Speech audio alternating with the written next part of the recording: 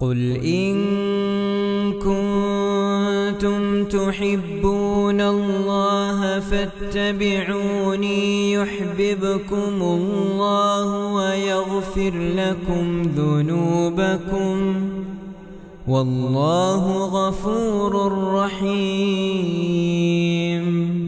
السلام عليكم ورحمة الله وبركاته.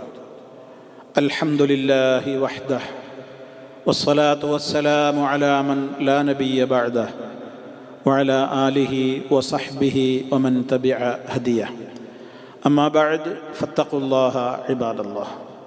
സ്നേഹമുള്ള സഹോദരി സഹോദരന്മാരെ, സുഹൃത്തുക്കളെ, വളരെയേറെ പ്രാധാന്യപൂർവം നിലനിർത്തുവാനും വളരെ ശ്രദ്ധയോടെ കാത്തു സൂക്ഷിക്കുവാനും അള്ളാഹു അവൻ്റെ വിശുദ്ധ ഖുർആനിലൂടെയും നബി സല്ലല്ലാഹു അലൈഹി വസല്ലമിൻ്റെ ധാരാളം തിരുവചനങ്ങളിലൂടെയും പഠിപ്പിച്ചിട്ടുള്ളൊരു വിഷയമാണ് കുടുംബബന്ധം ചേർക്കുക എന്നുള്ളത്. എത്രത്തോളം പ്രാധാന്യം അതിനുണ്ട് എന്നുള്ളത് പല സന്ദർഭങ്ങളിലൂടെയായി നമ്മൾ വിവരിച്ചതാണ്. കുടുംബബന്ധത്തെ ചേർക്കുന്നതിന് വലിയ മഹത്വമാണുള്ളത്.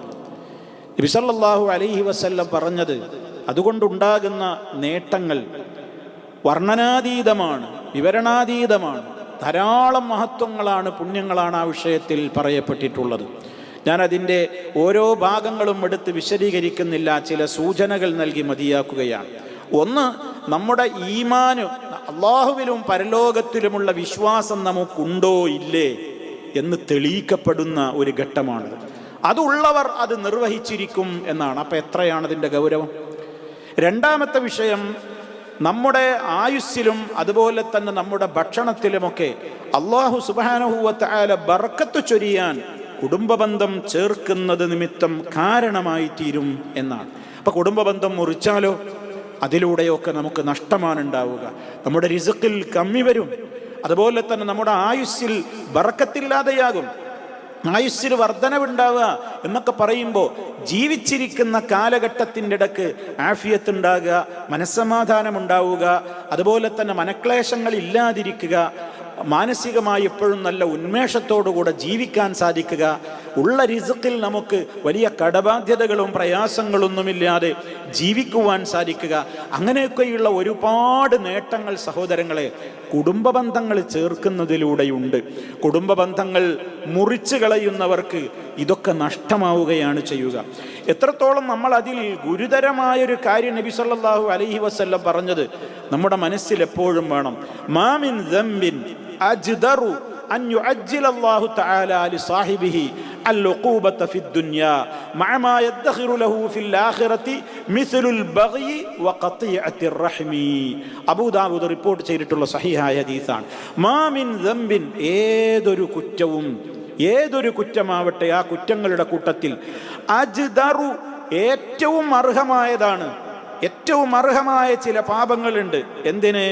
അൻ യുഅജ്ജില അല്ലാഹു തആല ലിസാഹിബിഹി അൽഉഖൂബത ഫിദ്ദുനിയാ. ദുനിയാവിൽ വെച്ച് തന്നെ അള്ളാഹു അത്തരക്കാർക്ക് അതിൻ്റെ ശിക്ഷ കൊടുക്കുന്നതാണ്. ദുനിയാവിൽ വെച്ചു പോലും അള്ളാഹു അതിൻ്റെ ആളുകൾക്ക് ശിക്ഷ ധൃതി കൂട്ടി കൊടുക്കാതിരിക്കില്ല എന്നാണ്. ഏതോടൊപ്പം ചില റിപ്പോർട്ടിൽ ഫിൽ ആഖിറതി, പരലോകത്തിൽ അവന് ശിക്ഷ വേറെയും നീക്കിയിരിപ്പുണ്ടാകും. ഇവിടെ കിട്ടിയോണ്ട് അവിടുത്തെ ശിക്ഷ പോകൂല, അവിടെ ശിക്ഷ വേറെയുണ്ട്. തൗബ ചെയ്യാതെ ഒരാൾ മരണപ്പെട്ടിരിക്കുകയാണെങ്കിൽ കുടുംബബന്ധം മുറിച്ചു കളഞ്ഞ് തൗബ ചെയ്യാതെ ആ അഹങ്കാരത്തോടെ തന്നെ അവൻ തൗബക്കൊന്നും എനിക്ക് വേണ്ടതില്ല, ഞാൻ അങ്ങനെ തന്നെ മുന്നോട്ട് പോകൂ എന്ന ആ ഒരു നെകളിപ്പോടെ ജീവിച്ച് തൗബയൊന്നുമില്ലാതെ മരിച്ചുപോയവർക്ക് ശിക്ഷ അവിടെ വേറെയുണ്ട്. അതേ അവസരത്തിൽ അതവിടെ ഉണ്ട് എന്നുള്ളത് കൊണ്ട്, അല്ലെങ്കിൽ ഇവിടുന്ന് ശിക്ഷ കിട്ടിയാലോ എന്നുള്ളത് കൊണ്ട് അവിടുത്തത് ഇല്ലാതാവില്ല. അതാണ് ഈ ഹദീസ് പറയുന്നത്. ആഖിറത്തിൽ അവന് വേണ്ടി ഒരുക്കി നീക്കി വെക്കപ്പെട്ടിട്ടുള്ള ശിക്ഷയോടൊപ്പം ദുനിയാവിൽ തന്നെ പെട്ടെന്ന് മരിക്കണതിന് മുമ്പ് ശിക്ഷ കൊടുക്കുന്ന പാപങ്ങൾ ഏതൊക്കെയുണ്ട്? മിസലുൽ ബഗി, ഒരാളോട് അനീതിയും അക്രമവും കാണിക്കുക, ളുൽമ്, അക്രമം. പിന്നെ പറഞ്ഞതാണ് വഖതിയത്തിർ റഹിമി, കുടുംബബന്ധം മുറിച്ചു കളയുക. കുടുംബബന്ധം മുറിച്ചു കളയുന്നവന് മരിക്കുന്നതിൻ്റെ മുമ്പ് ദുന്യാവിൽ വെച്ച് തന്നെയും അതിനുള്ള ഉഖൂബത്ത് അള്ളാഹു കൊടുക്കാതിരിക്കൂല എന്നാണ് പറയുന്നത്. ആഖിറത്തിൽ വേറെയുമുണ്ട്. അള്ളാഹു കാത്തുരക്ഷിക്കുമാറാകട്ടെ. സഹോദരങ്ങളെ, ഏതൊക്കെ വിധത്തിലാണ് ആ ഉഖൂബത്ത് വരികയെന്ന് നമുക്കറിയില്ല. മനസ്സമാധാനം നഷ്ടപ്പെടലായിരിക്കും, എപ്പോഴും ഹമ്മ്, മനക്ലേശം. കാരണം പലപ്പോഴും കാരണമാവുക എന്താണ്? ചിലപ്പോൾ അസൂയയായിരിക്കും. തൻ്റെ അടുത്ത കുടുംബത്തോട് തന്നെ ആ വ്യക്തി എത്തിച്ചേർന്നിട്ടുള്ള കഴിവിലോ പദവിയിലോ സ്ഥാനത്തിലോ സമ്പന്നതയിലോ മറ്റു സൗകര്യങ്ങളിലോ ഒക്കെ ഒരു വേള അടുത്ത കുടുംബങ്ങളിൽപ്പെട്ടവർക്ക് തന്നെയും അസൂയ ഉണ്ടാകാം. അങ്ങനെ പല കാരണങ്ങൾ അതിനുണ്ട്, പല കാരണങ്ങളാലുണ്ട്. വിവരക്കേട് കൊണ്ടുണ്ടാകും. ഈ വിവരമുണ്ടെങ്കിൽ തന്നെയും എനിക്കെന്താ അവനേക്കാണ് കുറവ് അല്ലെങ്കിൽ അവളേക്കാൾ കുറവ് എന്ന് പറഞ്ഞ് അസൂയയും പകയും വിദ്വേഷവും അതുപോലെ തന്നെ കിബിറും അങ്ങനെയൊക്കെ വെച്ചുകൊണ്ട് ഇങ്ങനെയൊക്കെ കുടുംബ ബന്ധങ്ങൾ നിസ്സാരമായ കാരണങ്ങൾക്കൊക്കെ വേണ്ടിയൊക്കെ മുറിച്ചു കളയുന്ന ആളുകളുണ്ട്. ദുന്യാവിൽ തന്നെയും ശിക്ഷയുണ്ടാകുമെന്ന് വരുമ്പോൾ ആരാണ് പേടിക്കാതിരിക്കുക? പരലോകത്തുണ്ട് എന്നുള്ളത് കേട്ടാൽ തന്നെ വിശ്വാസികൾക്ക് പേടിയല്ലേ? അതേ അവസരത്തിൽ ദുന്യാവിൽ തന്നെയും കണ്ടോ, എന്താണ് ആ പ്രയോഗം? അല്ലാഹു തആല ലി സാഹിബിഹി എന്നാണ്. അതിൻ്റെ ആൾക്ക് അള്ളാഹ് ധൃതി കൂട്ടി കൊടുക്കുന്നതാണ്. ദുന്യാവിൽ ശിക്ഷ കൊടുക്കും. അപ്പൊ നോക്കൂ നിങ്ങൾ സഹോദരങ്ങളെ, എത്ര പ്രാധാന്യമുള്ളതാണ് കുടുംബ ബന്ധത്തെ. അതങ്ങനെ ഏച്ചുകൂട്ടി വിളക്കി ചേർക്കുകയാണ് വേണ്ടത്. വിശുദ്ധ ഖുർആൻ അതല്ലേ പറഞ്ഞത്? സ്വർഗത്തിന്റെ ആളുകളെ കുറിച്ച് പറഞ്ഞത് എന്താണ്?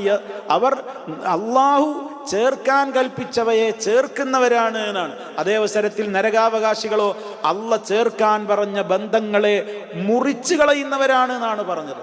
ഇതൊക്കെ നമ്മൾ എത്ര തവണ കേൾക്കുന്നവരാണ് സഹോദരങ്ങളെ. അതുകൊണ്ട് ഓരോരുത്തരും ചിന്തിക്കുക, നമ്മുടെ കുടുംബ ബന്ധങ്ങൾ ആരാണ് ഈ ദവുൽ അർഹാമു എന്നൊക്കെ പറഞ്ഞാൽ നമുക്ക് ഏറ്റവും അടുത്ത നമ്മുടെ ബന്ധുക്കൾ, അവരോടൊക്കെയുള്ള ബന്ധങ്ങൾ അതൊക്കെ എപ്രകാരം നിലനിർത്തണം, ഏതൊക്കെ വിധത്തിൽ അതൊക്കെ നിലനിർത്തണം എന്നുള്ളതൊക്കെ ഇൻഷാ അല്ലാഹ് നമുക്ക് മറ്റൊരവസരത്തിൽ പറയാം. സുദീർഘമായി പോകേണ്ട എന്ന് കരുതി ഞാൻ ചുരുക്കുകയാണ്. ഇപ്പം നമ്മൾ ഇത്രയും മനസ്സിലാക്കുക, ഈ ഒരു മേഖലയിൽ നമ്മൾ ഒരു വാശിയും ദുർവാശിയും നമ്മൾ കാണിക്കരുത് സഹോദരങ്ങളെ. എത്രയും പെട്ടെന്ന് അത്തരത്തിലുള്ള കാര്യങ്ങളൊക്കെ ഉണ്ടെങ്കിൽ അതൊക്കെ ആരതിനെ നന്നാക്കുവാൻ വേണ്ടി നമ്മൾ അതിനു വേണ്ടി മുന്നിട്ടിറങ്ങി ബന്ധം മുറിച്ചവരോടും ബന്ധം സ്ഥാപിച്ചുകൊണ്ട് ആ മേഖലയിലൊക്കെ മുന്നോട്ട് പോകുമ്പോൾ വലിയ രൂപത്തിൽ അള്ളാഹുവിൻ്റെ ഭാഗത്ത് നിന്ന് സഹായമുണ്ടാകുമെന്നാണ്. എത്രത്തോളം ചില റിപ്പോർട്ടുകളിൽ നമുക്ക് കാണാൻ സാധിക്കും.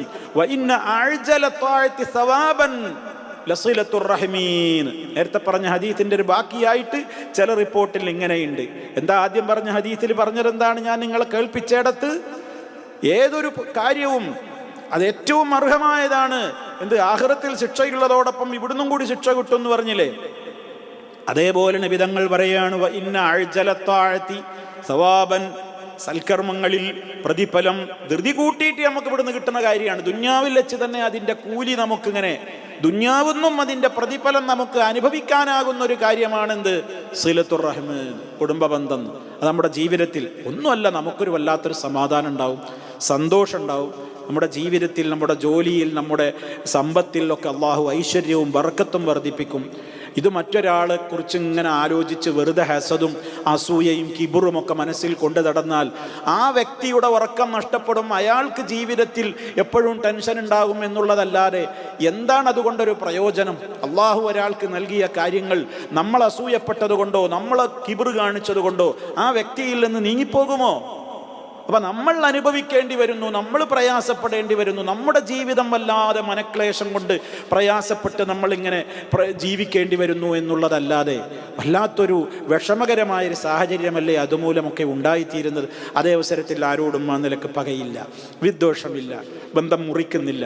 കഴിയാവുന്നത്ര എല്ലാവരുമായിട്ടും എപ്പോഴും ബന്ധം ചേർക്കുന്നു. അത് ഫോണിലൂടെയാവാം, സന്ദർശനത്തിലൂടെയാവാം, കുശലാന്വേഷണങ്ങളിലൂടെയാവാം, സഹായിക്കേണ്ടിടത്ത് സഹായിച്ചുകൊണ്ടാവാം, കടബാധ്യതയുള്ളയിടത്ത് കടം തീർക്കാൻ തന്നാലാവുന്നത് ചെയ്തുകൊണ്ടാവാം, അവർക്ക് ഉണ്ടാകുന്ന നല്ല നല്ല കാര്യങ്ങളിൽ അവരെ അഭിനന്ദിച്ചുകൊണ്ടാവാം, അവരുടെ സന്തോഷഘട്ടങ്ങളിൽ സന്തോഷം രേഖപ്പെടുത്തിക്കൊണ്ടാവാം, അവരുടെ ദുഃഖത്തിൻ്റെ വേളയിൽ ആ ദുഃഖത്തിൽ നമ്മളും പങ്കുചേർന്നുകൊണ്ടാവാം, അവർ രോഗികളായാൽ സന്ദർശിച്ചുകൊണ്ടാവാം, അവരുടേതായ മറ്റു കാര്യങ്ങളിലൊക്കെ പങ്കെടുത്ത് നല്ല നല്ല സന്തോഷം അവരുടെ മനസ്സിൽ ഉണ്ടാകുന്ന വിധത്തിൽ കാര്യങ്ങൾ പങ്കുവെക്കുന്നതിലൂടെയാവാം. നിരവധി അനവധി മാർഗങ്ങൾ ഇന്ന് അതിനൊക്കെയുണ്ടല്ലോ. അതൊക്കെ നമ്മൾ നിലനിർത്തിയാൽ, ഇന്നൊക്കെ അതിന് ഏറെ സൗകര്യങ്ങളുള്ള ഒരു കാലത്തല്ലേ സഹോദരങ്ങളെ നമ്മൾ ജീവിക്കുന്നത്. അതുകൊണ്ട് ഇതും നമ്മുടെ മനസ്സിലുണ്ടാവട്ടെ. ബന്ധങ്ങൾ വിളക്കി ചേർക്കുക, ആ ബന്ധങ്ങളെ നിലനിർത്തുവാൻ വേണ്ടി നമ്മൾ ശ്രമിക്കുക. എല്ലാവരും നമ്മൾ ഉദ്ദേശിക്കുന്ന വിധത്തിലൊന്നും ആദർശത്തിലോ അല്ലെങ്കിൽ കൃത്യമായ ആ ഒരു പാതയിലോ ഒന്നും ആയിക്കൊള്ളണമെന്നില്ല. എന്നാലും മാനുഷികമായ ബന്ധങ്ങളും അതേപോലെ തന്നെ കുടുംബമാണ് എന്നുള്ള ആ ഒരു ബന്ധങ്ങളിലൊക്കെ കാത്തു സൂക്ഷിച്ചുകൊണ്ട് സ്നേഹം പങ്കുവെച്ചുകൊണ്ടൊക്കെ മുന്നോട്ട് പോകാൻ ഇസ്ലാം കൽപ്പിച്ചത് തന്നെയാണല്ലോ. അതേ അവസരത്തിൽ അള്ളാഹുവിന് എതിരുള്ളൊരു കാര്യത്തിൽ, റബ്ബ് എതിർത്തിട്ടുള്ള ഒരു കാര്യത്തിൽ, റബ്ബ് നിഷിദ്ധമാക്കിയിട്ടുള്ളൊരു കാര്യത്തിൽ, റബ്ബിന് ഇഷ്ടമില്ലാത്തൊരു കാര്യത്തിൽ അവരെയൊക്കെ സ്നേഹം പിടിച്ചു പറ്റാൻ വേണ്ടിയിട്ട് എല്ലാത്തിലും കൂടിയാടിക്കൊടുത്ത് അവരുടെ കൂടെയൊക്കെ നിന്നു കൊടുക്കുന്ന ബന്ധം ചേർക്കലല്ല ഈ പറയുന്നത്. അവിടെ വിട്ടു നിൽക്കേണ്ടിടത്തും ഉപദേശിക്കേണ്ടിടത്തും കാര്യങ്ങൾ വ്യക്തമാക്കി കൊടുക്കേണ്ടിടത്തുമൊക്കെ ഗുണകാംക്ഷയോടെ കാര്യങ്ങൾ പറയണം, വ്യക്തമാക്കണം, തിരുത്തി കൊടുക്കണം, ഉപദേശിക്കണം, അതൊക്കെ ചെയ്യണം. അതോടൊപ്പം ആ ബന്ധം എപ്പോഴും ഇങ്ങനെ നിലനിർത്തിക്കൊണ്ട് പോവുകയും വേണം, കട്ട് ചെയ്ത് കളയരുത്. ഇത് നമ്മൾ മനസ്സിലാക്കുക. റഹ്മാനായ റബ്ബ് നമുക്കെല്ലാവർക്കും ആ അർത്ഥത്തിലുള്ള കാര്യങ്ങൾ മുന്നോട്ട് കൊണ്ടുപോയി റബ്ബിൻ്റെ അടുക്കൽ നിന്ന് രണ്ട് ലോകത്തും ബറക്കാത്തുകളും റഹ്മത്തുകളും ഒക്കെ നേടുവാൻ അവകാശികളാകുന്ന വിധത്തിൽ ആ സ്വഭാവത്തെ നിലനിർത്തിക്കൊണ്ടു പോകാനുള്ള തൗഫീഖ് പ്രദാനം ചെയ്യുമാറാകട്ടെ. അപാകതകളും അബദ്ധങ്ങളും അള്ളാഹു പുറത്തു തരുമാറാകട്ടെ. റബ്ബന തഖബ്ബൽ മിന്ന ഇന്നക അൻതസ് സമീഉൽ അലീം വതുബ് അലൈനാ ഇന്നക അൻതത് തവ്വാബുർ റഹീം. اللهم صل على محمد وعلى آل محمد والحمد لله رب العالمين والسلام عليكم ورحمة الله وبركاته.